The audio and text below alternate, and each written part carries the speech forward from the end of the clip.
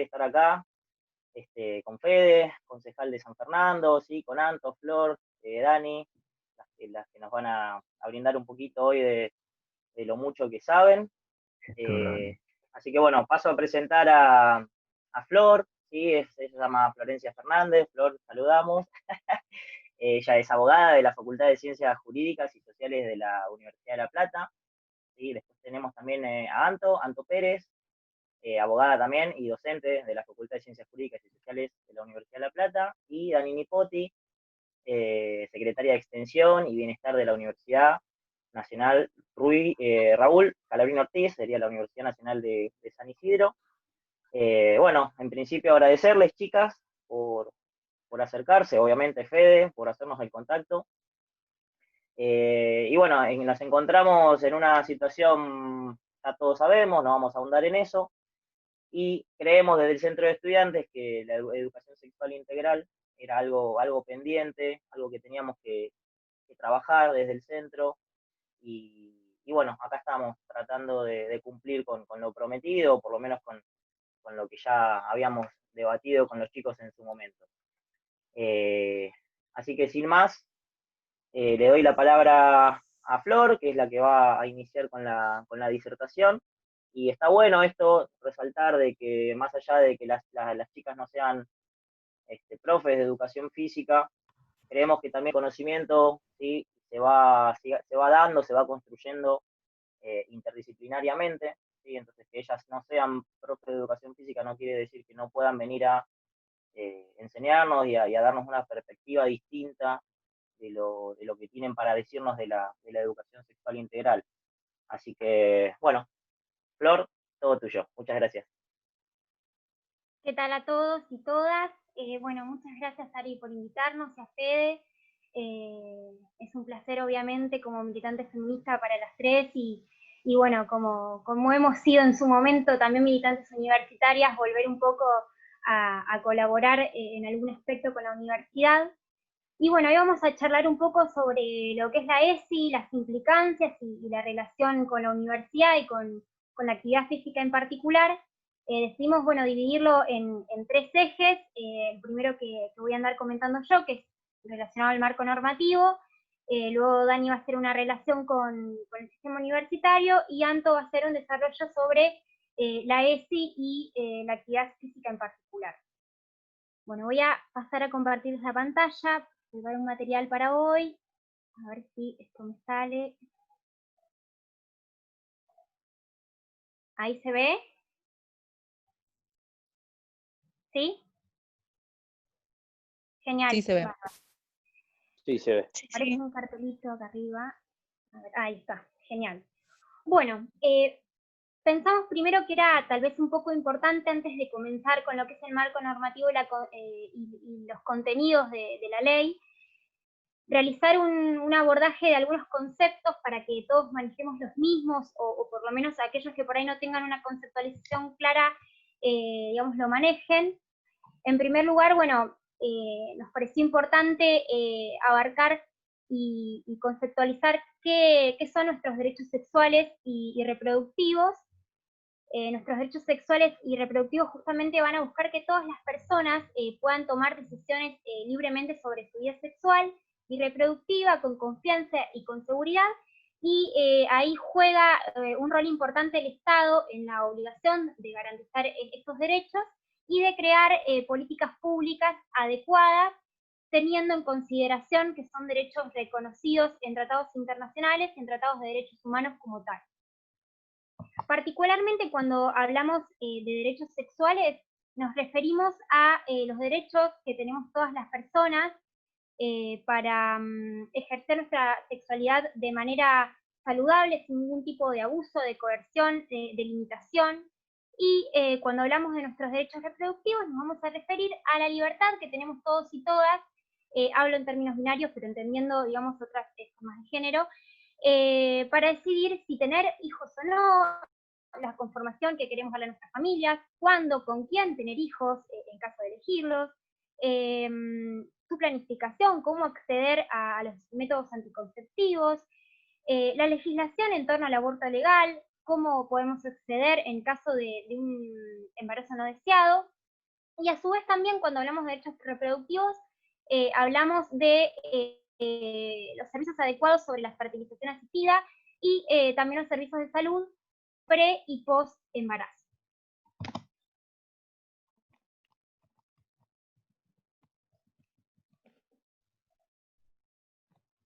Perdón, no podía pasar de Filmina.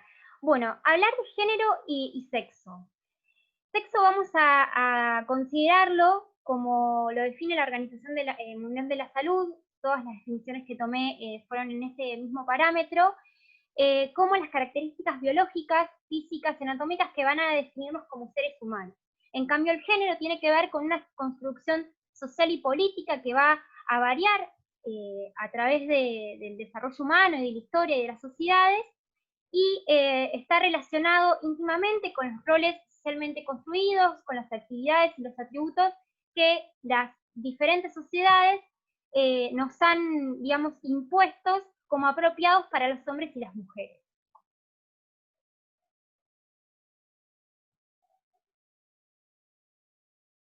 Hablar de identidad de género.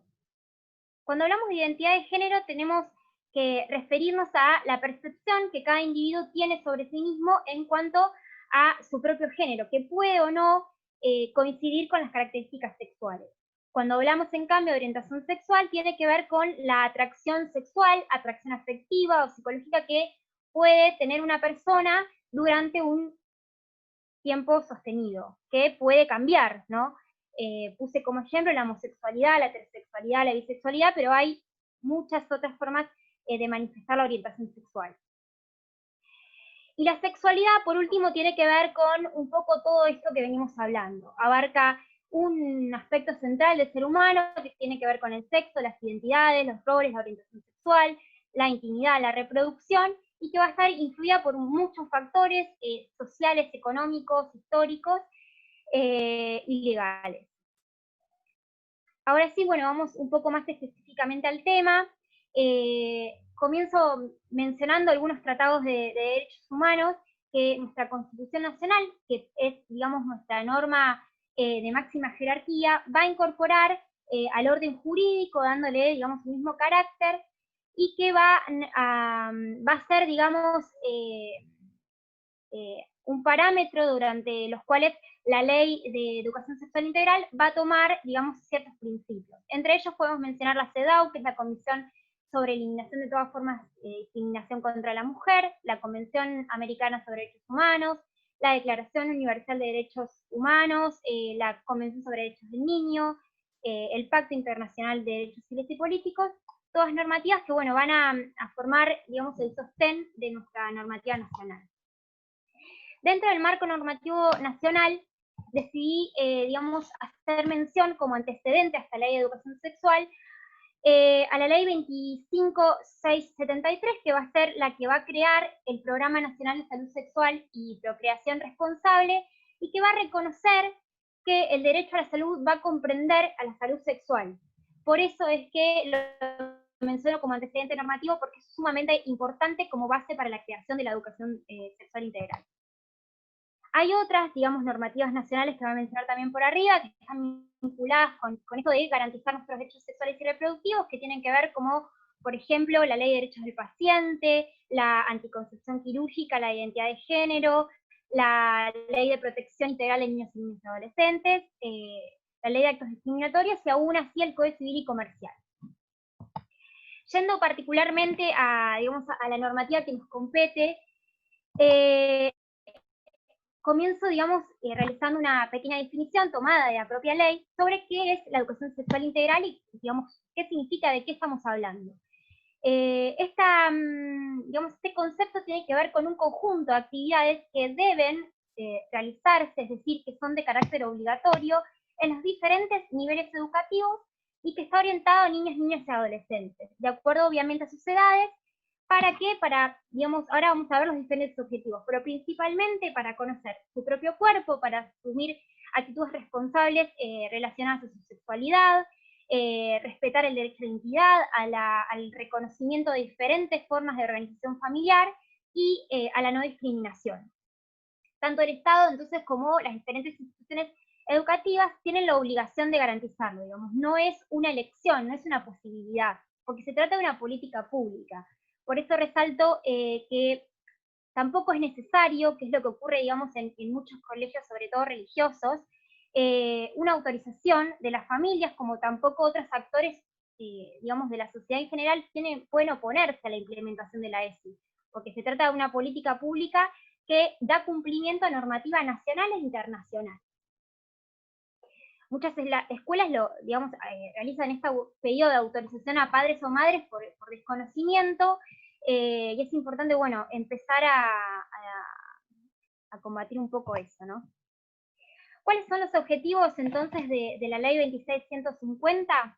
En primer lugar, asegurar la transmisión de conocimientos de forma permanente, confiables, de manera actualizada, de los distintos aspectos que involucran la educación sexual, promover esto que decía en la definición de las actitudes responsables en torno a la sexualidad, a los cuidados, al cuidado de la salud en general, pero la salud sexual y reproductiva en particular, que ese es el objetivo de la ESI, y a su vez procurar la igualdad de trato y de oportunidades sin distinción de género. Ahora vamos a ver este último punto un poco más en profundidad.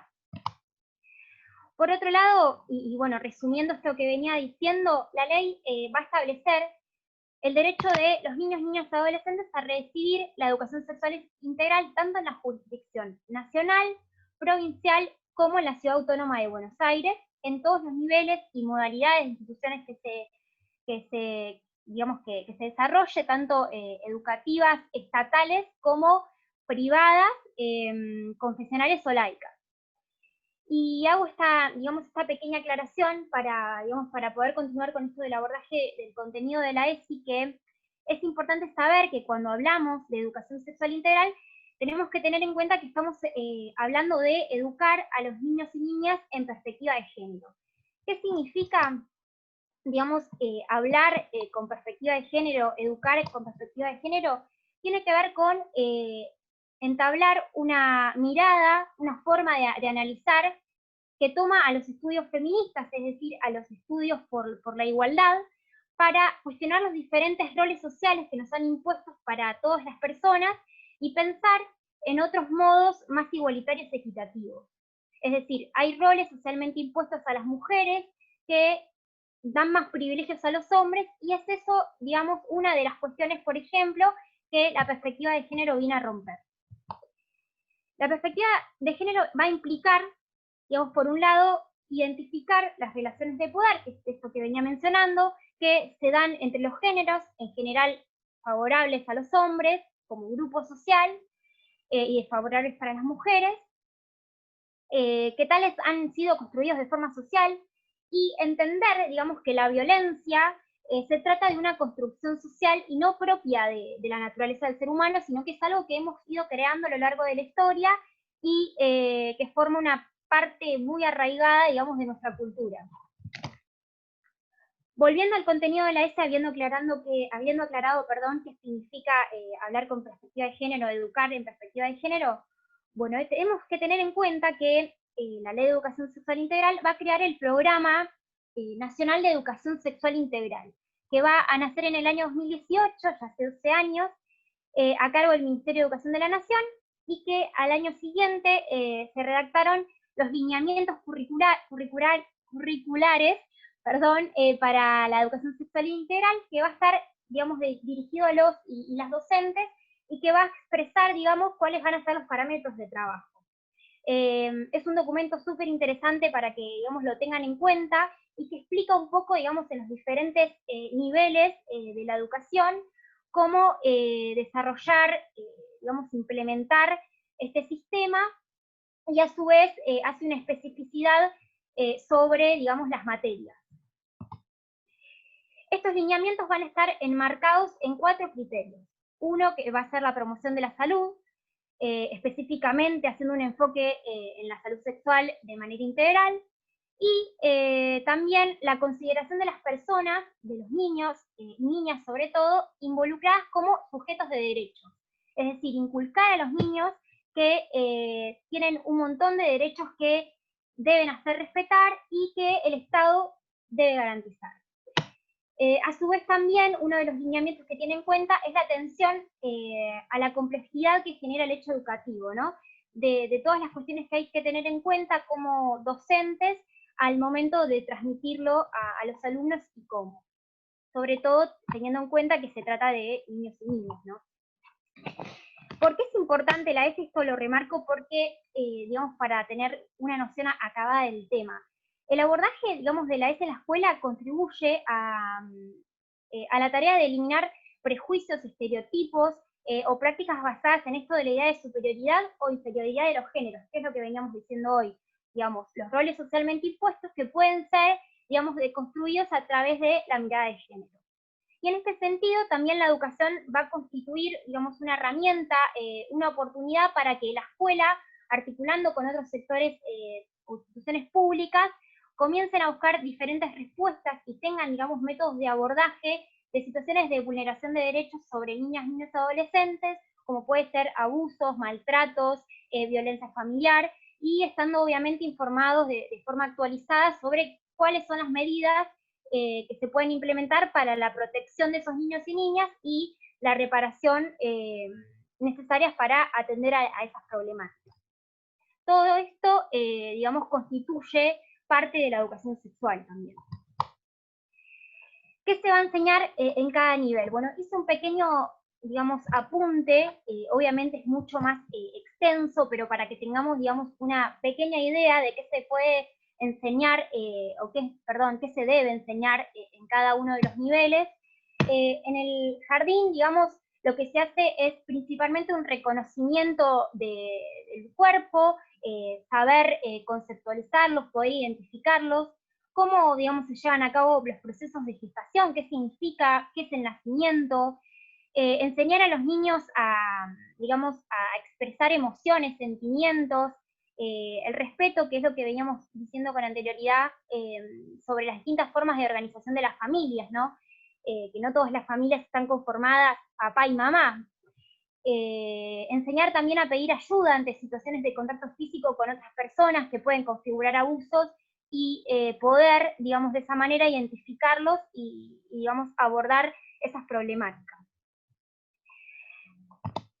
En un segundo nivel, que es la primaria, va a avanzar, digamos, obviamente el contenido por la edad de los niños y niñas, y se va a abordar, bueno, las diferencias biológicas, esto que hablamos de los roles sociales de las mujeres y los hombres a lo largo de la historia, el abordaje integral de la reproducción humana, la vulneración de derechos a través de la violencia, no digamos por ahí con mucho contenido normativo, porque los niños y niñas están en la primaria, pero sí digamos, un abordaje conceptual. También una reflexión acerca de los modelos corporales presentes en los medios, en la publicidad, lo que se nos transmite en los medios de comunicación y en el deporte.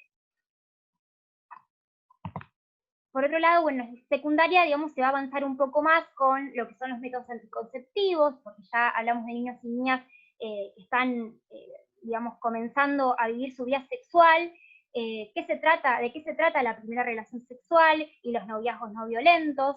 La necesidad de construir estos estereotipos que se venían trabajando, las enfermedades de transmisión sexual, el desarrollo de las capacidades para tomar decisiones, digamos, cómo acceder a una interrupción legal del embarazo en aquellos embarazos no deseados, como, digamos, temas principales. Obviamente es muy extenso, digamos, los lineamientos son muy extensos, hicimos un pequeño abordaje de algunas de las temáticas. Otro tema, digamos, que no quería dejar de mencionar en esta parte normativa es la formación de los docentes. Digamos, la ley lo prevé, que los y las docentes tienen que ser capacitadas y es una obligación del Estado proveerlos, digamos, de esas capacitaciones. Tiene que garantizar procesos de manera permanente y de formación para otorgar, digamos, las condiciones adecuadas y aptas para la enseñanza, para que puedan sostener, digamos, experiencias pedagógicas de forma actualizada, que tengan una comprensión de lo que es la salud, la sexualidad humana, el rol de la escuela en todo eso, y también estrategias metodológicas para que puedan trabajarlo el contenido dentro del aula, ¿no? Y esto que decía al comienzo también, de que todas estas formaciones que les brinda el Estado tienen que ser también adecuadas para promover situaciones de aprendizaje dentro del espacio curricular específico, que bueno, del tema que nos convoca va a hablar más particularmente Anto. A su vez, estos espacios de formación tienen que incluir la posibilidad de que los y las docentes puedan trabajar sus incertidumbres y prejuicios, o estereotipos, es decir, la posibilidad de desconstruirse básicamente, para así poder separar, digamos, la responsabilidad que ellos tienen de transmitir la educación sexual a los niños y niñas del terreno de las experiencias personales o las opiniones formadas que cada una tenga, digamos, sobre ello. Obviamente, bueno, prepararlos para el manejo de los mensajes y la formación interdisciplinaria de cómo transmitir digamos, este contenido y, fortalecer la idea de responsabilidad sobre el rol que cumplen los y las docentes en su carácter de adultos frente a los niños, ¿no? Y bueno, obviamente todo esto se va a partir del supuesto de que estos docentes no van a ser expertos que van a resolver, digamos, que van a tener respuestas a todos los temas vinculados a la ESI, pero que existen, digamos, contenidos consensuados que estos deberán, digamos, tener en cuenta y que van a estar en condiciones de poder transmitirlos y enseñar. Y por último, bueno, algunos ejes para diseñar lineamientos curriculares para la formación docente son, bueno, poder comprender, digamos, la complejidad que genera los procesos de construcción de la sexualidad de los adolescentes, por sobre todo, sus expresiones a lo largo de cada periodo madurativo, que tengan, bueno, esto que hablábamos de conocimientos actualizados y validados científicamente, que tengan las herramientas. Obviamente deben conocer la normativa nacional e internacional, no digamos, de una forma estricta, pero sí que tengan conocimiento sobre la responsabilidad que tiene el Estado sobre esto, y digamos que ellos son el recurso del Estado para poder aplicar de forma llana esta política pública, ¿no? A su vez, bueno, poder adquirir capacidades para generar espacios y trabajar estos temas, y por último, desarrollar habilidades en esto que hablaba al principio de poder detectar situaciones de vulneración de derechos como el maltrato infantil, la trata de niños, el abuso sexual, cualquier manifestación de violencia, y creo que, digamos, es una de las herramientas más que importantes en esto de educar en perspectiva de género, poder, digamos, tener los y las docentes la posibilidad de alcanzar recursos con otras instituciones y abordar estas problemáticas. Bueno, hasta acá, digamos, llegó la parte normativa y lo que preparé para ustedes, y bueno, les cedo la palabra a Dani, que tiene, bueno, muchísimo más para comentarlo. Bien, antes que arranque Dani, quería comentarles a todos, ¿sí? Vamos a habilitar ahora el chat, así van haciendo preguntas, por ahí les surgió alguna pregunta con respecto a lo que expuso Flor, y por ahí se van perdiendo si habilitamos el chat en el final. Así que habilitamos ahora el chat para algunas preguntitas para Flor, y mientras Dani va haciendo su intervención, nosotros las vamos anotando, hacia el final hacemos la parte de debate. Bueno, muchas gracias a todos y todas. Gracias, Sari, por invitarnos, gracias a las chicas y a Fede, un articulador fundamental en esto. Bueno, mi nombre es Daniela Nipoti, soy de San Fernando y trabajo en lo que es educación superior. Estuve en el Ministerio de Educación en los últimos 2 años pasados de la Nación, y antes estuve en el Ministerio de Educación de la provincia. Y ahora trabajo en una universidad nacional, y un poco mi rol en esta charla es tomar todo lo que explicó Flor, lo que muy bien nos fue contando, y hacer un puente, antes de que hable Anto, sobre cómo recepta todo esto la Universidad Nacional. Así que son breves reflexiones y consideraciones para que ustedes tengan presentes como estudiantes, y no sé si hay alguien más de la comunidad universitaria, creo que son todos estudiantes. La Universidad Nacional de Luján es una de las 57 universidades nacionales que tiene nuestro país, y en ese sentido es una institución que se crea por una ley nacional y luego de un periodo de normalización donde se cumplen todos los procesos necesarios, se normaliza. Una universidad normalizada es una universidad que se consagra con todos sus derechos. ¿Cómo se normaliza brevemente una universidad? Para que esté normalizada tiene que haber un rector o rectora, para que exista eso tiene que haber una asamblea, para que haya una asamblea tiene que haber representantes de todos los claustros, para que existan docentes tienen que haber carreras, y se tienen que crear esas carreras. Es un proceso bastante arduo hasta dar con el primer o primera rectora electa. Una vez que es una universidad normalizada, es una universidad que se consagra con todos sus derechos constitucionales. La Constitución Nacional le da un rango, un estatus y una naturaleza muy particular que no tiene ninguna otra institución educativa en nuestro país. Después de la reforma de 1918, nuestras universidades nacionales se hacen con muchas gloriosas particularidades. Dos de ellas son la autonomía y el cogobierno. Estas dos cuestiones, digamos, impactan en cómo hoy se vive o no, y en qué grado la educación sexual, como muchas otras temáticas en la Universidad Nacional. La autonomía. Una universidad es autónoma y en tanto tiene la potestad y capacidad de crear sus titulaciones, su oferta académica de una manera muy particular.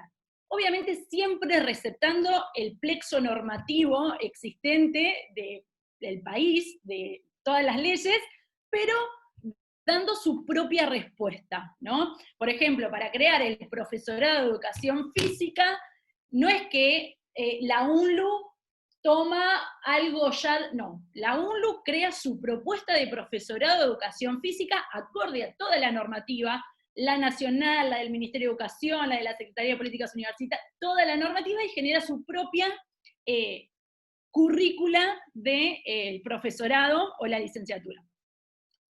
¿Está la ESI ahí? En todas las carreras de educación física, ¿está la educación sexual integral? Depende cada universidad. Y acá vamos un poquito a la otra característica que había nombrado recién, que es el cogobierno, ¿no?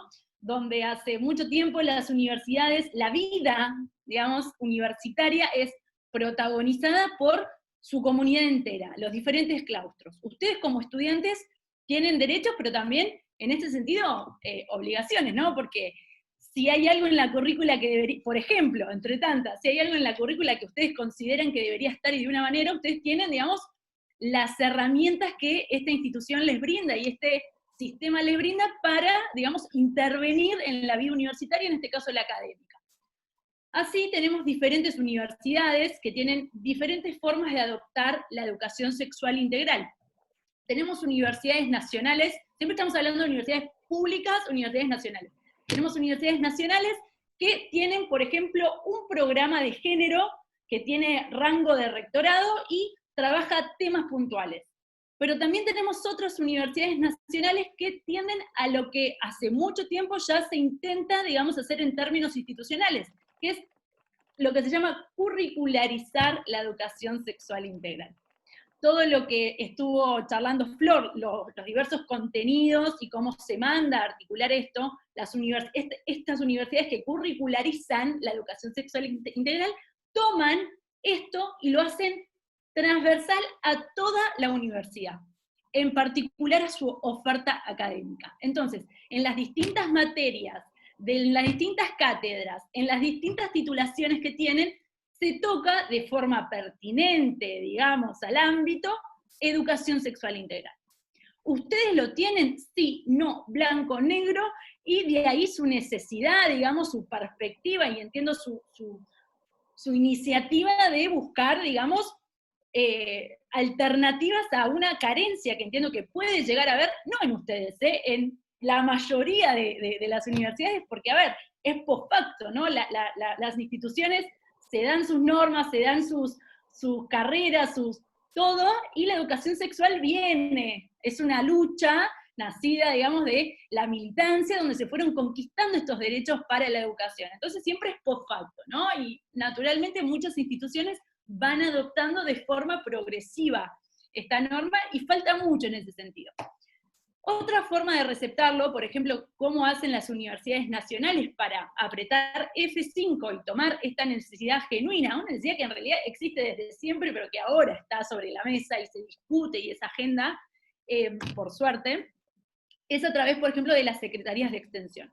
Yo soy secretaria de Extensión, Bienestar Universitario y Relaciones Institucionales de una universidad nacional vecina a la nuestra de Luján, que es la Universidad Nacional Raúl Escalabrini Ortiz, que está en San Isidro. Ahí se está trabajando, digamos, de forma transversal lo que es la adopción de la educación sexual integral para nuestra comunidad, no solamente para los estudiantes, para los no docentes, para los docentes, para toda la comunidad, porque es, digamos, como bien contaba Flor, algo complejo, naturalmente complejo. Y desde la Secretaría, digamos, de Extensión Universitaria, mientras esos cambios institucionales, que como cualquier institución, tienen un grado de rigidez o flexibilidad mayor o menor, mientras tanto se trabaja de la Secretaría de Extensión. Las Secretarías de Extensión de todas las universidades nacionales son áreas desde las que se pueden crear programas, diplomaturas, ofertas formativas, que no necesariamente son ofertas, digamos, desde la Secretaría académica, sino ofertas formativas que tienen la misma calidad, la misma todo, pero tienen otra naturaleza porque salen de otro área que tiene otras misiones, ¿no? Y desde ahí trabajamos en, por ejemplo, hacer capacitaciones de la ley Micaela, ¿no? Esto también es una particularidad del sistema universitario, ¿no? Todas las universidades nacionales son parte de lo que se llama el Consejo Interuniversitario de la Nación. Ahí se colegian de forma voluntaria, porque como dijimos, las universidades son, digamos, autónomas y autónomamente, voluntariamente, eligen colegiarse en este consejo. Y ese consejo, cuando yo era directora nacional el año pasado, trabajamos para que adopte la ley Micaela. En marzo fue el año pasado que así se hizo, y las universidades nacionales, de forma autónoma y voluntaria, con, digamos, en este cogobierno, es una parte que es digamos, el rectorado, la universidad, es su marco de trabajo, ahí deciden colegiados adherir a la ley Micaela. ¿Cómo se adhiere a la ley Micaela en las universidades? Como cada universidad lo elija, cada universidad es autónoma de crear las propias soluciones para su contexto y su comunidad en particular. Tenemos universidades que hacen capacitaciones en perspectiva de género para distintos claustros, tenemos muchas universidades que han creado sus protocolos de intervención ante casos de violencia o discriminación por orientación sexual. Cada universidad autónoma se da con su propia solución. Deben receptar todo lo que contó Flor, de alguna manera, porque es ley nacional, pero a su propia forma. Y lo que quiero dejar como mensaje es que, no por suerte, por militancia, digamos, por suerte ustedes tienen las herramientas para intervenir en las mejores, en las ideas que ustedes tengan sobre cómo deberían estar formados en este aspecto. Eso por un lado, y bueno, quedo a disposición de todo lo que ustedes quieran preguntarme. Tenía un montón de cosas anotadas, pero veo que estoy hablando ya bastante, y quiero que Flor pase a los contenidos duros. Nada, y ustedes tienen un doble rol que es muy importante. Ustedes no solamente son educados, sino que serán educadores, ¿no? Entonces su formación en educación sexual es algo que debe ser sine qua non. Esta es mi consideración. Creo que ustedes tienen las herramientas, digamos, para trabajar lo que tienen y lo que no tienen. Lo que no tienen, tienen la responsabilidad por ustedes, pero también por los futuros estudiantes, en tomar las oportunidades, pero también obligaciones que tienen para hacer que esto pase, ¿no? Así que ustedes como educados tienen, digamos, esta necesidad genuina de ver cómo articular esta educación sexual, pero es más importante aún porque ustedes van a estar educando, son futuros formadores, así que su formación es formación de formadores. Así que desde ese sentido, por ejemplo, la Universidad de Quilmes el año pasado, a partir de una propuesta del Centro de Estudiantes, que se elevó a Consejo Superior, se creó un programa particular para las titulaciones que eran de formación de formadores. En las distintas facultades hay profesorados de esto, profesorado de lo otro, y esas titulaciones, los estudiantes se agruparon para crear un programa especial de educación sexual para formación de formadores. Así que quedo a disposición para lo que precisen en ese aspecto, y espero haberles allanado un poco, digamos, el mapa conceptual, y a disposición.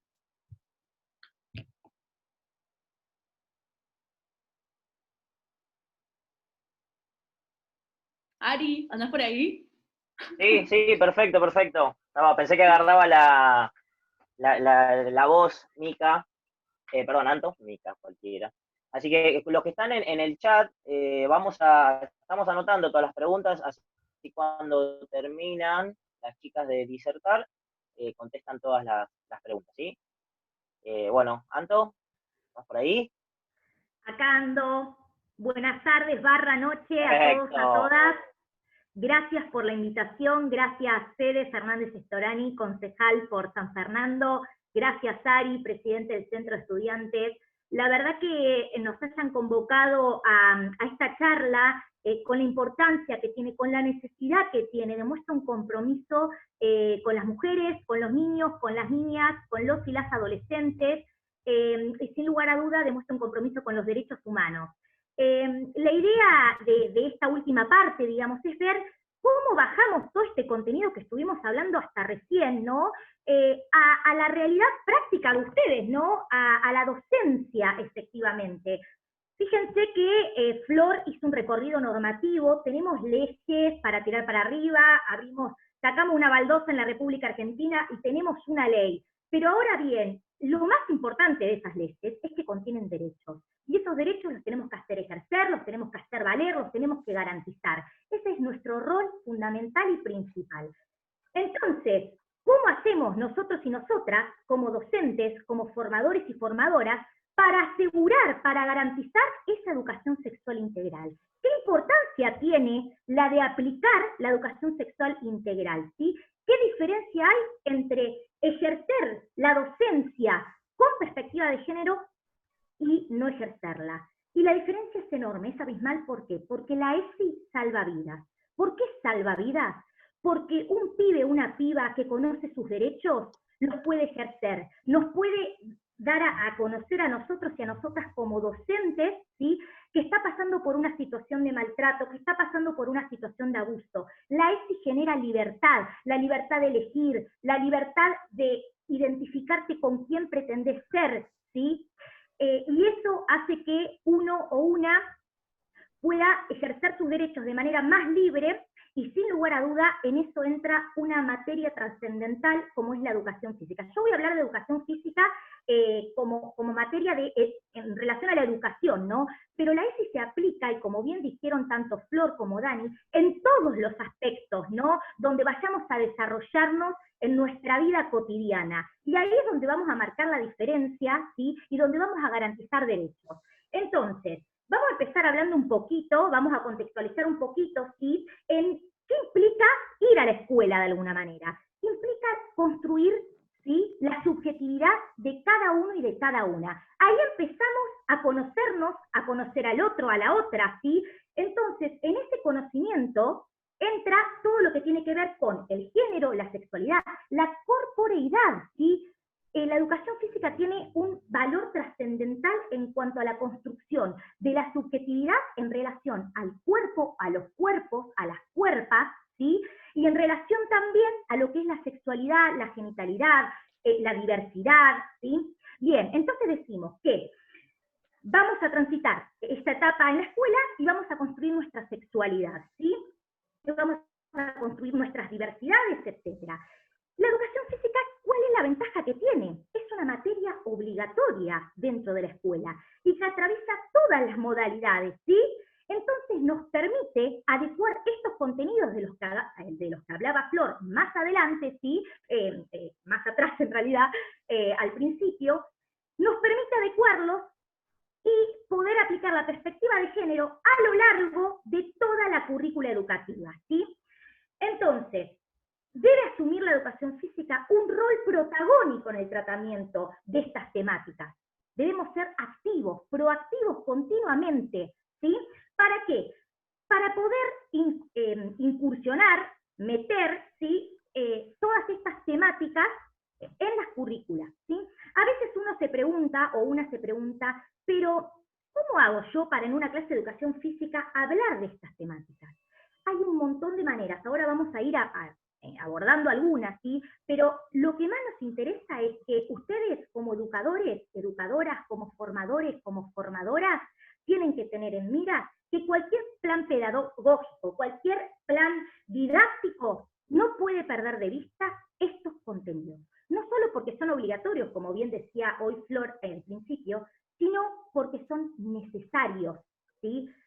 Bien, entonces, ¿qué pasa? ¿Cómo se plantea la educación física históricamente, ¿no? Se plantea una educación física para varones y una educación física para mujeres, ¿sí? Conformamos estos dos grupos binarios, los dividimos en sexo por sexo, y además le sumamos, digamos, a esa división por sexo, ¿sí? La división en relación a lo que es los rendimientos y los modelos médicos biológicos, ¿no? Entonces,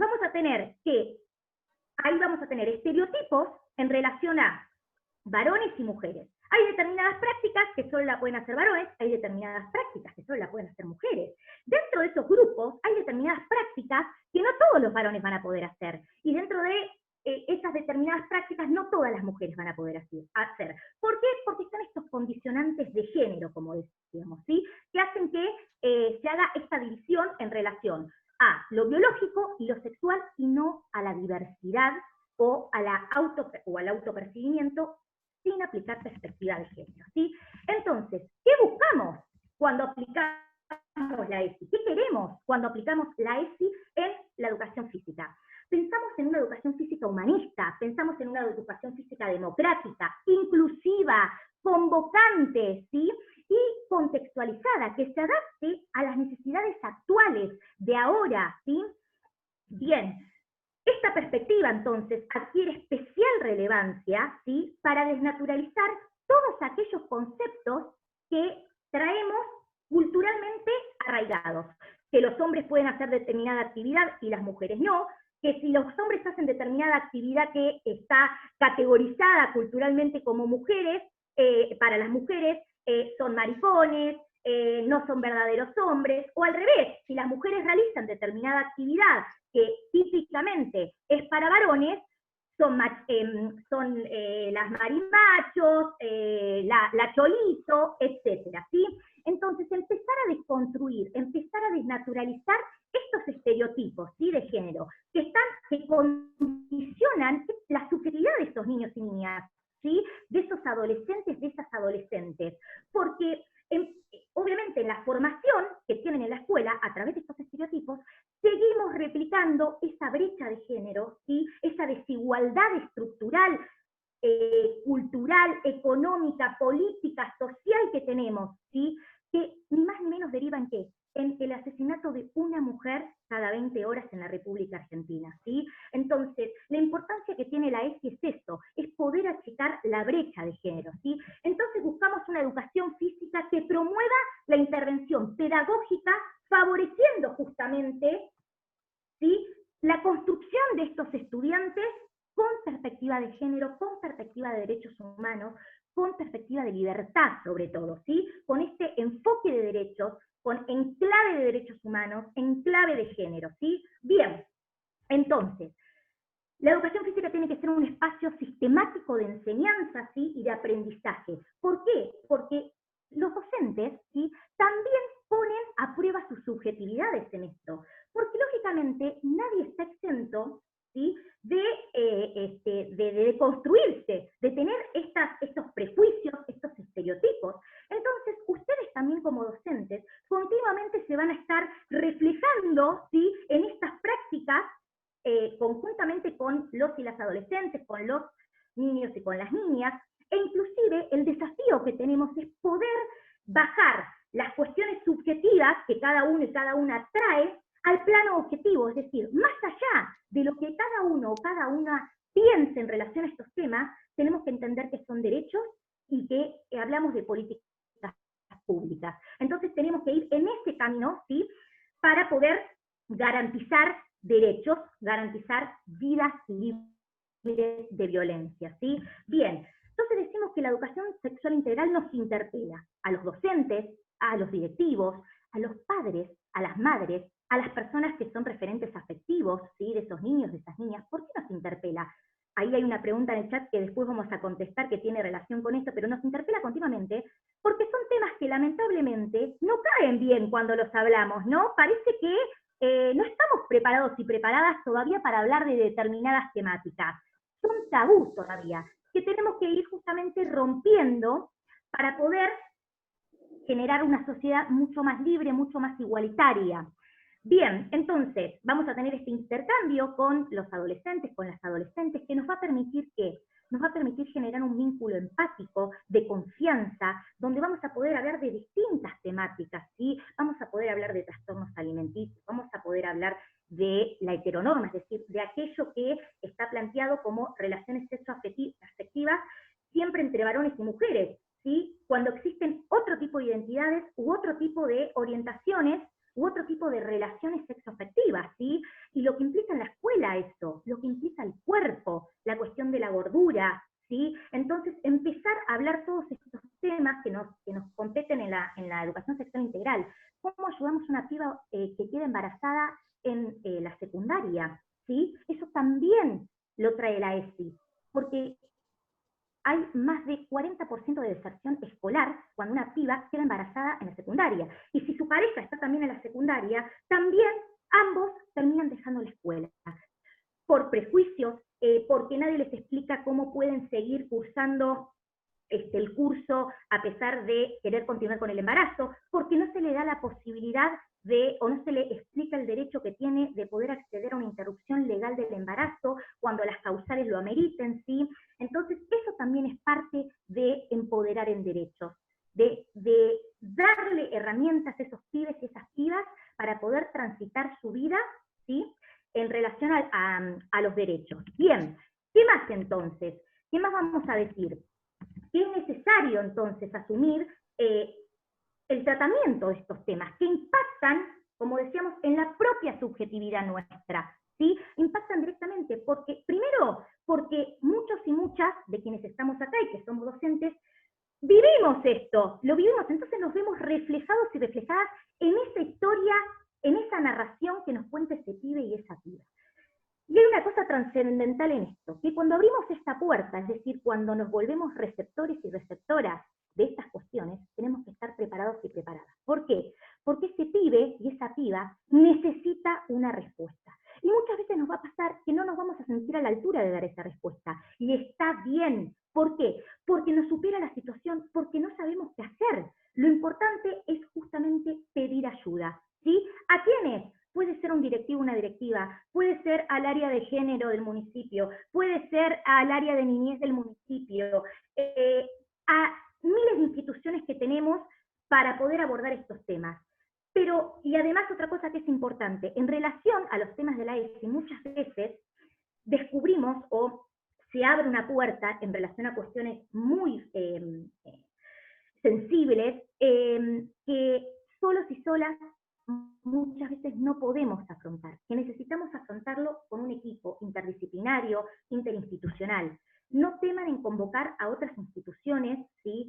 A otros organismos, a otras personas, no teman de trabajar en interdisciplina, es lo más rico y lo mejor que les puede pasar, las miradas distintas en el abordaje de distintas situaciones, ¿sí?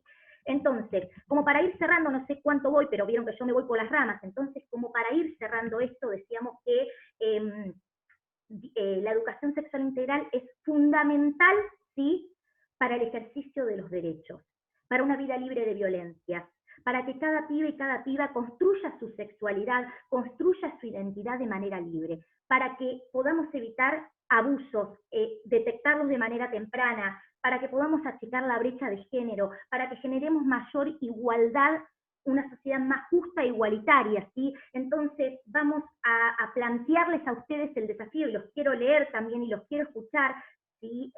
Cómo ustedes en la facultad, por ahí en las currículas y eso, aplican o no aplican la ESI, o cómo la aplicarían ustedes, ¿no? Ya sea que a ustedes les interese tener, no sé, se me ocurre, un grupo de running, por ejemplo, por fuera de la escuela hablo, ¿no? Un grupo de actividad, fútbol, danza, lo que sea, cómo ustedes aplicarían todos estos contenidos que estuvimos hablando en la composición pedagógica, ¿sí? Entonces, buscamos que haya una educación física inclusiva, como decíamos, porque implica trabajar, ¿sí?, con la posibilidad de expresarse en todo momento, ¿sí?, y construir un cuerpo, construir una identidad y aceptar al otro o a la otra, ¿sí?, como es, y empoderarlo en derecho. Bueno, esto es todo por mí. Bien, espectacular, espectacular, Anto. Muy bueno, muchísimas gracias a las tres.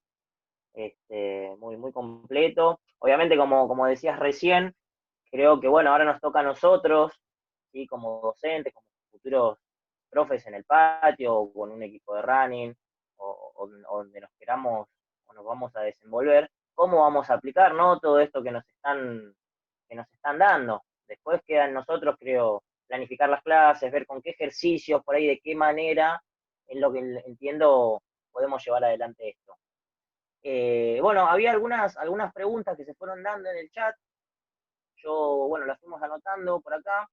Y esta va para Flor, si no me equivoco, y dice: la familia suele mandar cartas negándose a que sus hijos reciban este tipo de información. ¿Cómo actúa el docente frente a ello? Si esta pregunta le hizo Nane Punschek. Si quiere agregar algo. Así es, digamos, pero creo que lamentablemente tenemos muchas familias, la conformación que sea, muchas familias que se niegan a que sus hijos, hijas, hijes reciban educación sexual integral. Eso es, pero terrible. No solamente porque incumplen una normativa que garantiza el cumplimiento de derechos humanos, sino que porque, digamos, rompen con la posibilidad de que sus hijos se informen sobre el acceso a sus propios derechos.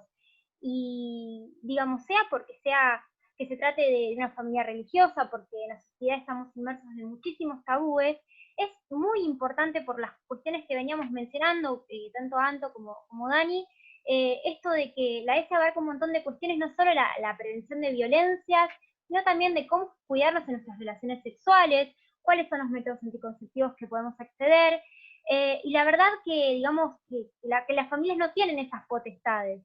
¿Por qué? Porque implica avasallar derechos que son inherentes a todas las personas, digamos. Es avasallar derechos reconocidos por nuestra Constitución y por nuestras leyes nacionales. Así que, en principio, no existe la posibilidad, en realidad, de que las familias se puedan oponer. Que lo hacen puede ocurrir, pero ahí recabería una responsabilidad enorme, no solamente de la familia que se está oponiendo al acceso a un derecho, sino también de la institución que asume la responsabilidad de no dictar o de no otorgarle a ese niño la posibilidad de acceso a información actualizada sobre las temáticas, ¿no?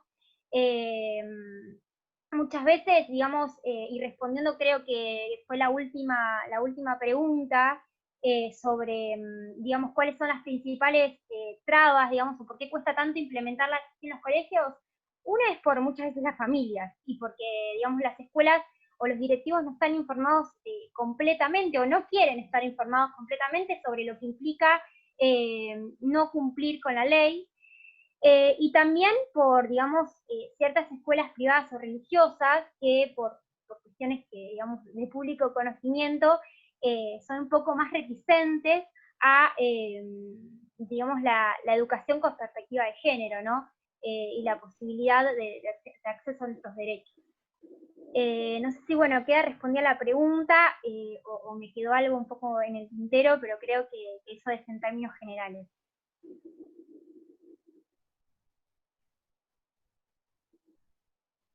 Bien, perfecto. Sí, yo creo que bastante completo, Flor. Muchísimas gracias. Bueno, la siguiente pregunta que le había hecho Noelia Casas, se la habían respondido por el chat, creo, entiendo, pero podemos profundizar un poquito en qué es la ley Micaela. Creo que Anto estaba ahí para contestarla. Bien, acá estoy para contestar. Noé, gracias por tu pregunta, es fundamental la ley Micaela y que la conozcan. La ley Micaela se sancionó en el 2018, hace 2 años. Para quienes no conozcan a Micaela García, que es quien lleva el nombre de la ley, era una activista feminista que lamentablemente fue víctima de femicidio, y en razón de eso se aplicó, se sancionó esta ley. ¿Qué es lo que trae? ¿Qué es lo que dice la ley básicamente? Que todos los poderes del Estado, es decir, el poder ejecutivo, el poder legislativo y el poder judicial, deben estar capacitados en género. ¿Por qué es tan importante la capacitación en género? Para que puedan ver estas cuestiones, para que cuando tengan que hacer alguna política pública, para que cuando tengan que legislar, para que cuando tengan que juzgar, lo puedan hacer con esta mirada, ¿sí? Que entiendan de que hay una diferencia entre ser hombre, entre ser mujer, o no identificarse con estas dos categorías, ¿sí? Que entiendan que hay una diferencia entre ser heterosexual o elegir otra orientación sexual diferente. ¿Por qué hay una diferencia? Porque lamentablemente en este sistema, el sistema de patriarcado que le decimos, es decir, donde se ha puesto al varón en una superioridad sobre la mujer y sobre otras identidades diferentes, ¿no? Como puede ser travestis, transexuales, transgéneros, como puede ser intersexuales, como puede ser queers, como puede ser no binarios, es decir, aquellos y aquellas que no se identifican con ninguna de estas categorías, ¿sí? Entonces, en esta relación de poder que se ha dado, ¿sí? Para tratar de equiparar, para tratar de justamente empezar a derribar el patriarcado, a hacer caer al patriarcado, tenemos que tener políticas públicas con perspectiva de género, que incluyan, que achiquen esta brecha, que nos den oportunidades, que nos garanticen derechos, ¿sí?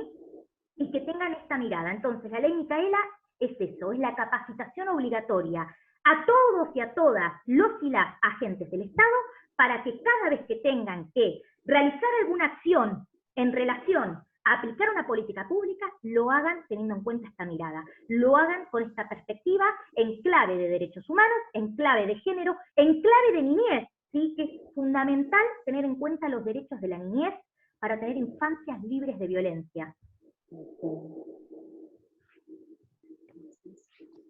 Perfecto, muchas gracias, Santo. Bien, ahora en la lista venía Fabiana Palma, quería hacer una pregunta, no la puso por el chat, así que supongo que quería formularla ella, o Fabi el sí. Micrófono. Ahí está. Bueno, hola, ahí está habilitada, ¿me escuchás? ¿Me escuchás? Perfecto, fuerte y claro. Bueno, perfecto. Sí, sí. Bueno, la pregunta es, cuando nos referimos a un abuso de un chico que viene y nos cuenta en el colegio, para no pasar por encima de las autoridades, ¿cómo nos tenemos que plantear esas cosas a los directivos? Cuando nos vienen los chicos y nos dicen muchas veces esas cosas.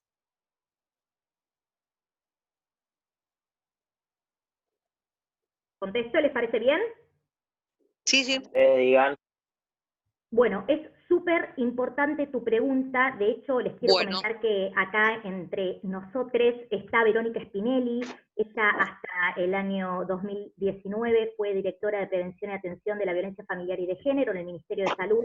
También está Carmen Estorani, que fue directora provincial de Salud Comunitaria, Entornos Saludables y No Violentos.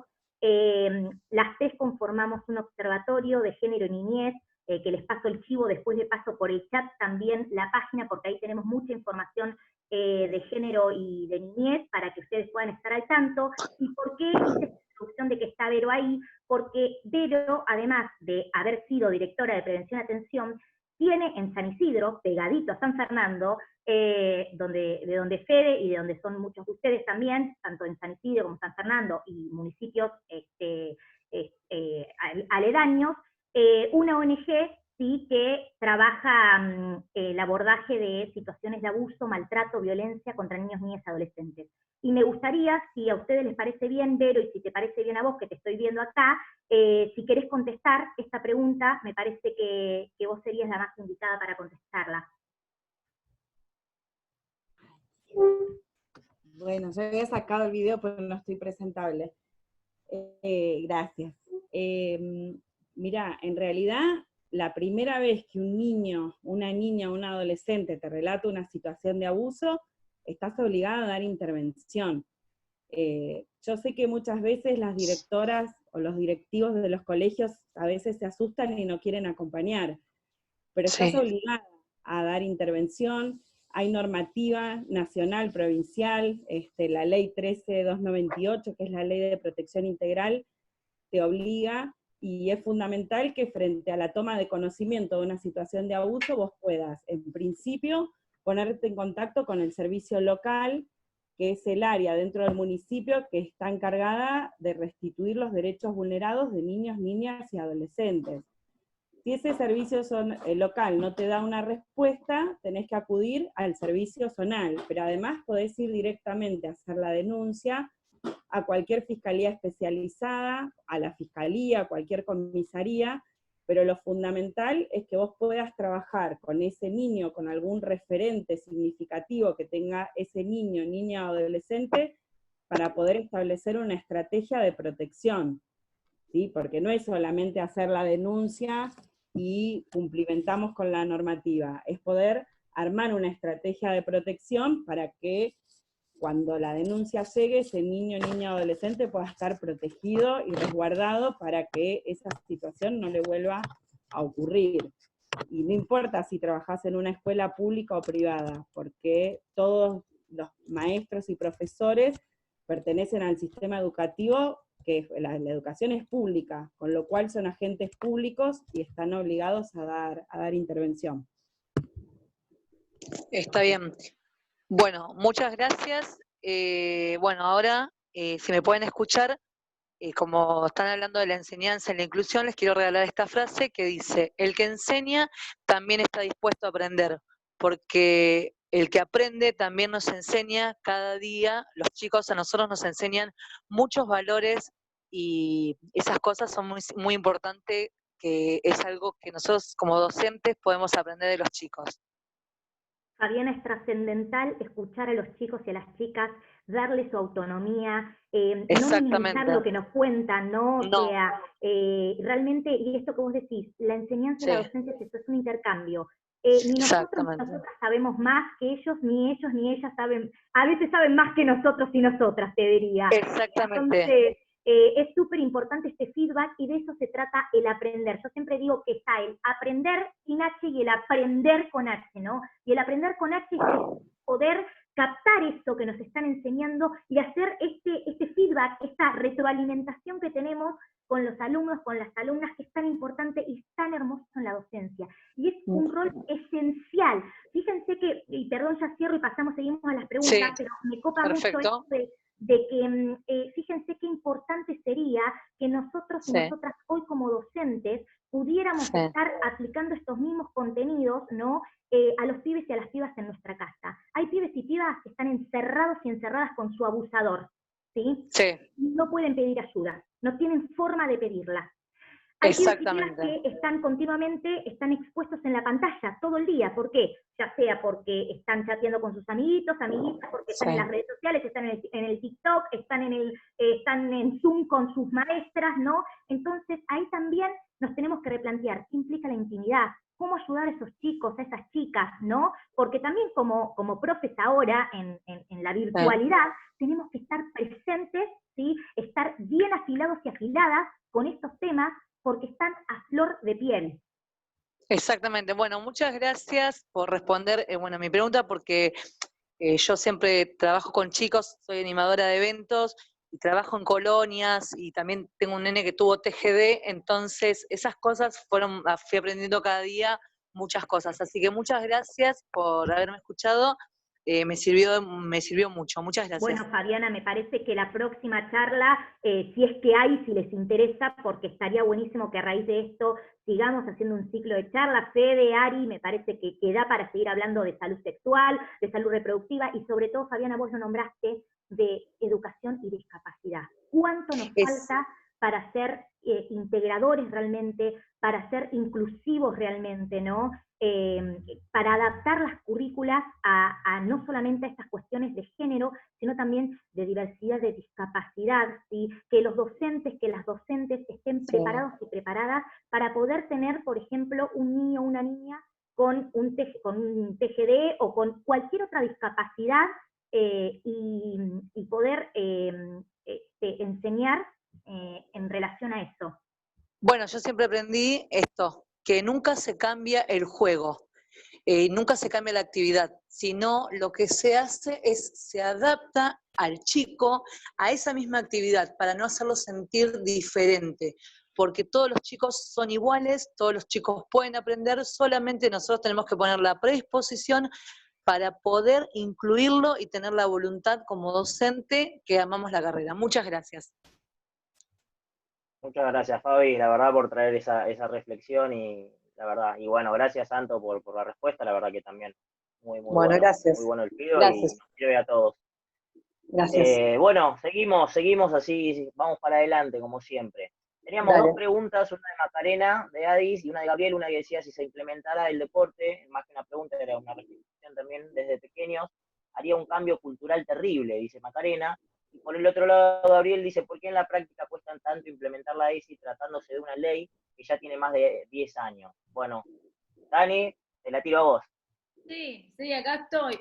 Me quedo con una de los últimos, unas palabritas ahí maravillosas que tiró nuestro último aportante, que es los que aman la docencia, ¿no? Y como quien dice, es una obra de infinito amor enseñar. Así que desde ese espíritu nunca se agota, y de ahí también esta pregunta que nos hacen. El deporte per se es una herramienta mega poderosa. Por ejemplo, en mi experiencia como directora nacional de desarrollo universitario en la SPU, el deporte era una herramienta de las mejores para trabajar el problema de la deserción y el abandono. Teníamos infinidad de casos de chicas, chicos, que seguían siendo parte de la comunidad universitaria para seguir yendo a hacer fútbol, para seguir haciendo hacer vóley, y desde ahí trabajábamos de forma activa con cada institución para volver a traerlo a la trayectoria pedagógica educativa. Así que el deporte ya por sí es bomba para trabajar todo lo que quieras trabajar. Y en este caso, en el de la educación sexual integral y la perspectiva integral, holística de los derechos, porque se trata de eso, básicamente, es todavía mejor, es un lugar súper idóneo, y en la edad con la que se trabaja, ¿no? Esas edades donde estamos en procesos formativos, generalmente en esta disciplina, es los que militamos la educación, siempre tenemos como educación como respuesta a todo, ¿no? La herramienta preferencial y ideal para trabajar los cambios culturales.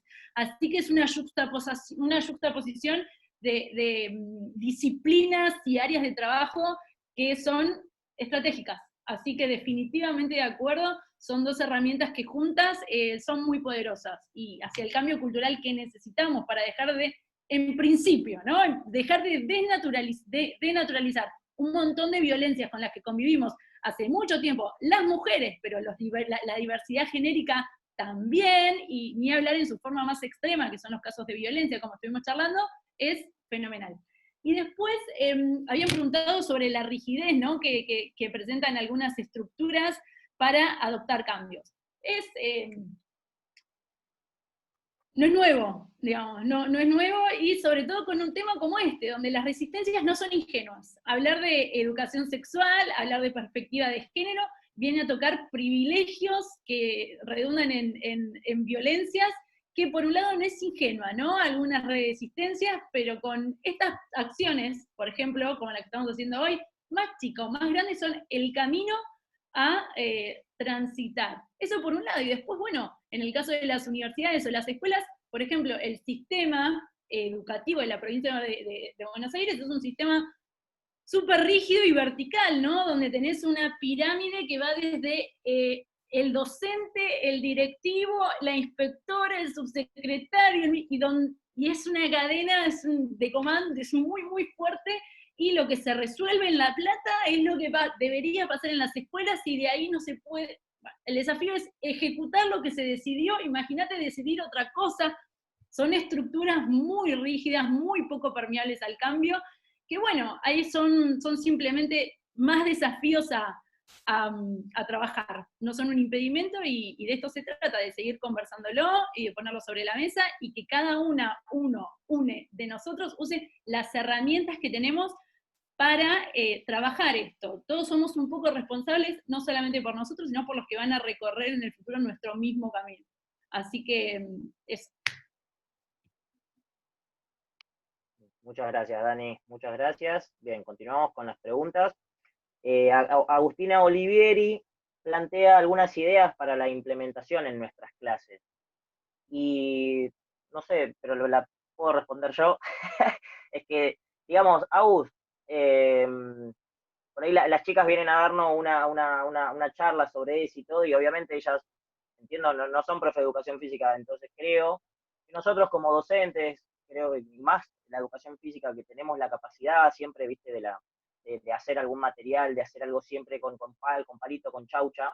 Yo creo que nosotros tenemos que buscar la manera de ver cómo metemos la ESI en nuestras clases, en cómo, digamos, le buscamos la vuelta, ¿sí? Por un lado, lo que decía al principio, creo, Flor, esto de separar, esto de varones y mujeres, empezar a buscar maneras para sacar todo esto que el patriarcado, digamos, impone en las clases, el deporte, de buscarlo no desde la competencia, sino desde la integración, desde la igualdad. Creo que vienen por ahí la implementación y las ideas que tenemos que desarrollar, y nosotros como profes, para poder implementar todo esto que nos traen las chicas. Creo que va por ahí. No sé, chicas, si quieren agregar algo a mi pregunta, por ahí me mandé y contesté. No, yo quería hacer una pequeña acotación que me quedé pensando en mi respuesta a la pregunta de esto de las familias que se oponen y demás. Digamos, tenemos que considerar y tener en cuenta que padres, madres, la conformación de familia que sea, digamos, no nacen de otro lugar que educados en un sistema patriarcal. Obviamente con valores, creencias, religiones diferentes, pero todos, digamos, estamos bajo un mismo sistema, lamentablemente, que nos da privilegios a ciertos géneros y a otros no, digamos, y tenemos que tener en cuenta eso y a su vez el desconocimiento de la ley para, digamos, poder valorar del por qué muchas veces las instituciones, los directivos, los padres, madres, se oponen a que sus hijos reciban esta información, sea porque el sexo es tema tabú, en su propia educación, o por un montón de otras cosas que, digo, no es para avalarlo, pero sí para comprender, digamos, el factor social que juega en ese sentido, ¿no? Solo quería valer esa aclaración. Después había una pregunta de Ile que ya lo respondió Anto en el chat. Ile se le dice, es la abreviación de interrupción legal del embarazo, y nos referimos de esa manera para, digamos, hacer referencia a la legislación actual sobre el tema. Muchas veces también hay un desconocimiento, lamentablemente, sobre las causales por las cuales las mujeres podemos acceder a la interrupción legal del embarazo. Esa es mi aclaración. Y bueno, obviamente estamos todas más que contentas por la invitación y quedamos a disposición para algún futuro encuentro o para elaborar otra temática, como dijo muy bien Anto, y bueno, muy contenta por la participación de todos y todas. Algo que le quiero agregar a Agus Olivieri, en relación a cómo poder implementar esto, es importante que ustedes tengan en cuenta que el Ministerio de Educación de Nación, que es de quien depende el programa de salud sexual integral, tiene cuadernillos en relación a esto, ¿no? Entonces ustedes podrían chusmear cuáles son los contenidos. Más allá vieron que Flor dijo qué contenidos se aplican en jardín, qué contenidos se aplican en primaria, en secundaria. ¿Cómo están programados esos contenidos? Porque están muy bien hechos, sinceramente. Hay juegos, por ejemplo, hay preguntas y respuestas, por supuesto, de acuerdo a las edades, a la capacidad progresiva de cada niño, de cada niña, de cada adolescente, ¿sí? Entonces, por ejemplo, se me ocurre, en relación a explicar los cuerpos, ¿sí? Poder hacer canciones, poder jugar con saltos, con el aro de hula hula, bueno, de acá para abajo es mi cuerpo, de acá para arriba. O sea, hay un montón de cosas que ustedes pueden crear, que pueden incorporar, ¿sí?, en relación a la actividad que ustedes ejercen, ¿no?, en relación a la docencia, y dependiendo, como les digo, el nivel.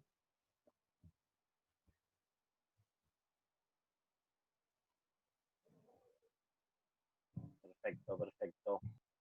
Bueno, si te parece, Fede, hacemos una última preguntita y cerramos, porque, bueno, entiendo que tienen que sus tareas las chicas y vos, Fede, también.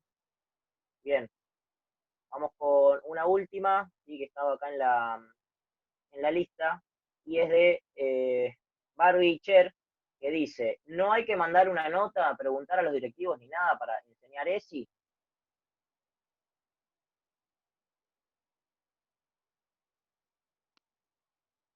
Si quieren, tomo Ahí voy. la Dale. palabra. Me estaba desbloqueando. Bueno, sí, es un poco lo que había, digamos, comentado Flora al principio, ¿no? Y lo que también tocó Anto. Las madres, padres, tutores, quienes estén a cargo de los chicos y chicas que van a las escuelas, todas las escuelas son de educación pública, algunas de gestión pública, otras de gestión privada, pero hablamos de la educación, y toda la educación se tiene que adecuar al marco normativo vigente, y la ESI es una ley. Así que tienen que darse. Cuando no se da, los padres, por ejemplo, que son parte de la comunidad educativa, tienen que intervenir, tienen que velar por los derechos de sus hijos y tender a garantizar la educación que ellos tienen que recibir. Más allá de lo que debería ser, yo les puedo dar un consejo, que es que se acerquen, con nota puede ser, pero que se acerquen a las jefaturas distritales. Acá en la provincia de Buenos Aires tenemos 135 municipios, en cada municipio tenemos llamemos una delegación del Ministerio de Educación de la provincia, de la Dirección de Escuelas, donde se encargan del tema territorial del municipio, ¿no? Por ejemplo, San Fernando es parte de la región educativa 6, y tiene una inspectora distrital, que se llama, por ejemplo, Alejandra Ramírez. Ella se encarga de trabajar con cada inspector e inspectora de área y modalidad. Existen inspectoras, inspectores que son de área, que tenés, no sé, tenés a los de nivel, los de educación primaria, inicial, secundaria, tenés a los de las modalidades artística, técnica. Bueno, hay una diversidad de autoridades en territorio que es bueno que sepan que existen, a las cuales se debe interpelar y se debe recurrir, digamos. Hay como un tema consuetudinario que son algo apartado, no, están en el territorio para trabajar con el territorio, y los madres, padres son parte esencial y fundamental de la comunidad educativa.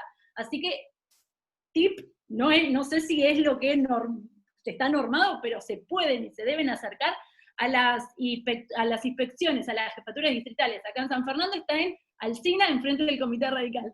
Está en Alsina, entre 3 de febrero y Ayacucho está, no, entre 3 de febrero y Lavalle. Así que es acercarse, presentar una nota al reclamo y decir que no se están velando por los contenidos, los núcleos de aprendizaje prioritarios, que es educación sexual integral, en el nivel que corresponda, como bien comentaba Flora al principio, cómo se aborda la temática correspondiente, digamos, oportunamente con cada nivel. Así que mi recomendación es que se acerquen a las jefaturas distritales sin dudas. Entonces, Ari, ahí Elsa quiere hacer una pregunta. Elsa, Elsa, no sé si no tiene audio, creo.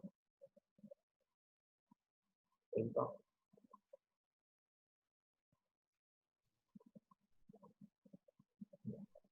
No, me parece que Elsa no tiene audio.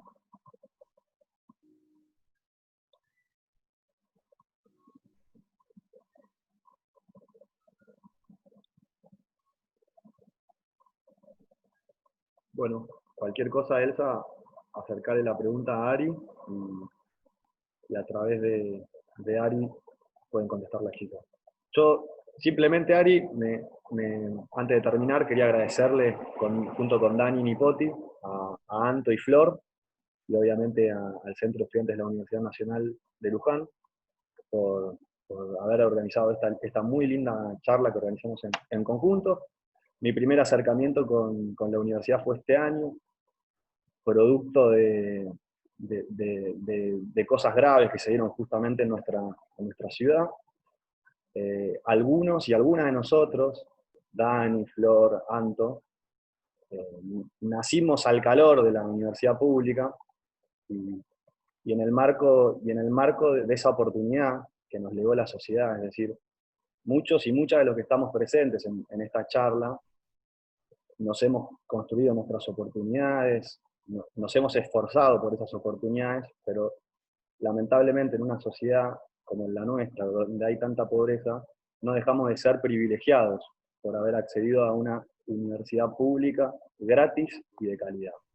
Y en el marco de ese compromiso, que muchos que pasamos por la educación pública, no solo que cuando la universidad pública en San Fernando o en cualquier lugar del país esté en peligro, vamos a estar unidos todos los que venimos de ese lugar, sino que aquellos que hemos tenido y aquellas que hemos tenido la oportunidad de estudiar en la universidad pública de forma gratuita, que a través de los impuestos que paga toda la sociedad e incluso los que menos tienen, a través de impuestos muy regresivos como el IVA, por ejemplo, nos han financiado a nosotros la educación. Con toda esa gente, nosotros tenemos un compromiso. Por eso Ari decía, Dani, Flor y Anto, que hoy nos toca ser estudiantes, pero el día de mañana seremos educadores o profesionales. Y esa misma responsabilidad, ese mismo compromiso es el que tenemos que tener de cara a un futuro que va a ser muy duro para la Argentina, y que sin lugar a dudas, más allá de que muchos y muchas de nosotros nos hemos esforzado por estudiar, por recibirnos, no dejamos lamentablemente de ser privilegiados en una sociedad con tanta desigualdad. Ese conocimiento hay que llevarlo hacia afuera de la universidad, y creo que hoy, un poco en estas circunstancias de la pandemia, que es tan difícil encontrar cosas positivas, creo que lo de hoy es muy positivo, a mí me pone muy contento. Cuenten con nosotros en todo lo que podamos colaborar para generar contenido, para generar conciencia y fundamentalmente para generar igualdad en el acceso a la educación y en el acceso a que muchos jóvenes en la Argentina puedan cumplir sus sueños. No tengo más para decir. Muchas gracias, Ari, y acá con Dani y con todas las chicas estamos a disposición. Muchas gracias, también Fede. saludar a Ari al centro, y vi también que estaba Gucci. Yo con Gucci en su momento estuve intercambiando mensajes con Gucci y la Pola por el tema de la universidad. Que cuenten con nosotros, desinteresadamente, esto nos surge a muchos del corazón. Gracias, Fede. Gracias, en serio. Bueno, gracias, Fede, gracias, Santo. Gracias. Sí, Maki, estamos justo corto de tiempo, los chicos tienen... ¿Puedo hacer una cortita antes de terminar? Si pueden las si chicas las aguantar. Pueden, porque una de las chicas se tenía que ir a hacer una vianda para... Pero sí, si las chicas pueden. Sí, gracias. Sí. Mandale, Maki. Gracias. Bueno, primero agradecerles el tiempo, la predisposición, la convocatoria. Les quería dos preguntas cortitas. La primera, por nuestra condición de estudiantes, ¿no? Que sabemos que en este contexto de pandemia, las mujeres, o las personas que tenemos personas a cargo, madres, todo lo que son las tareas de cuidado siempre recayeron sobre nosotras, y más aún en este contexto, lo que nos imposibilita en muchos casos a continuar con una cursada, ¿no? Sucede que además, digamos, el discurso como el más común de los docentes es como, bueno, las condiciones son iguales para todos, pero hace un rato hablaban de las prácticas contextualizadas, ¿no? Entonces, si las condiciones no son, digamos, más allá de que las condiciones que quiera poner el docente son iguales para todos, ¿cómo se hace cuando el contexto es favorable para nosotras, ¿no? ¿Qué herramientas debería ahí poner el docente? Por otra parte, sobre todo a Dani le pregunto, sé que fue candidata a concejala en San Fernando por el espacio de Juntos por el Cambio. Le quería preguntar porque sé, digamos, que el gobierno anterior tuvo un recorte de más del 70% en lo que son el presupuesto para políticas de prevención de la red de trata, de la violencia de la mujer, e inclusive lo que es la implementación de la ESI, ¿no? Que es lo que nos reúne hoy acá a discutir y a encontrarnos. ¿Cómo se hace para desde la universidad o desde espacios de cogobiernos apelar a la implementación de una ley que no es prioridad siquiera para el Estado, ¿no? Que recorta ese presupuesto? Bueno, era eso, gracias. No, gracias a vos, Maki, por participar. Estos espacios están para esto, ¿no? Bienvenida la diversidad, yo siempre la festejo. Voy a arrancar por la última y sigo por el resto. Con respecto a la última pregunta, sí, digamos, podemos debatir qué se hizo y qué no se dejó de hacer. Yo elijo mirar algo que me parece fundamental. La educación sexual y la perspectiva de género necesita de un consenso básico, generoso, amplio de todas las fuerzas políticas y de todos los actores sociales. Yo me podría sentar acá a decirte todo lo que hizo el anterior gobierno sobre género, pero podemos hacer otro Zoom. Bienvenido, amo, adoro eso, pero no me parece que sea por ahí el momento justo ahora terminando. Sí te puedo contar, por ejemplo, lo que me tocó hacer a mí. Sacamos una convocatoria para financiar a las universidades que no tenían protocolo de género y logramos que la totalidad de las universidades nacionales, excepto una que por un tema particular en virtud de su autonomía no lo logró, pero logramos que todas tengan protocolos de género, invertimos más de 16 millones de pesos. O sea, yo por lo menos, yo te puedo hablar por lo que hice yo, desde el sistema universitario trabajé activamente. Cuando tuve la más mínima cuota de poder posible, la usé para lo que siempre la quise usar, así que estoy, orgullosa y feliz, y ojalá estemos todas, todos y todes los que queremos en la ESI, no importa el partido político, en más lugares de decisión para que lo que pensamos sea una realidad, no mañana, ya, hoy, porque se mueren pibas, se están muriendo. Así que eso te puedo responder yo. Sí fui candidata a concejal, creo en la política como una herramienta transformadora de la sociedad, y no se me ocurre una causa más noble que la educación y la educación sexual y la perspectiva de género. Es a lo que yo me dedico. Hay muchas otras, pero es lo que a mí me convoca y lo que me mueve, y trabajo con la más grande convicción y honestidad que vas a encontrar por eso. Y bienvenida, si te parece podemos ver cosas juntas, charlar proyectos juntos. Fede es concejal de Puertas Abiertas, mucha gente que analizó proyectos, por ejemplo, el tema de las tierras de la ULU, que nombré hace un rato. Fede fue el que trabajó para que eso llegue al Consejo, se pida un informe que, bueno, otras fuerzas políticas archivaron, por ahí, pero no importa. No, permitime, Dani, sí. Yo creo que el espíritu de esta actividad es otro, creo, para darle un cierre, yo creo que hoy quedó, digamos, demostrado que hay digamos, yo veo a Ari, veo a Anto, a Flor y a Dani, y en general, digamos, una generación de jóvenes que sabe de lo que hablan, que está preparado, digamos, que están capacitados para transmitir ideas. Creo que es necesario repensar en la sociedad, y no solo en la política, sino en general, de empezar a buscar coincidencias, de empezar a hablar a partir de las coincidencias.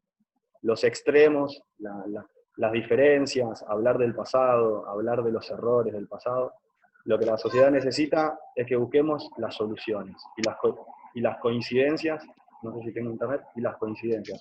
Fundamentalmente porque generacionalmente, los que estamos acá, por una cuestión generacional, vamos a entender muchas cosas de la misma forma, independientemente de dónde venga cada uno. Y creo que es hora de que la Argentina se dé un debate de, empecemos a hablar de soluciones, de coincidencias, y dejemos un poco la grieta, y dejemos un poco el tema de estar siempre marcando las diferencias para empezar a dar respuesta a problemas estructurales que hay en la Argentina. Y hoy justamente vimos el tema de la educación sexual integral, estamos en el siglo XXI, y vemos cómo muchas mujeres, familias monoparentales, es decir, mujeres, adolescentes que se tienen que hacer cargo de una familia y que no cuentan ni con la educación ni con las oportunidades para hacerse cargo. Y creo que en eso todos los jóvenes, sea de donde sean, de donde vengamos, tenemos que coincidir.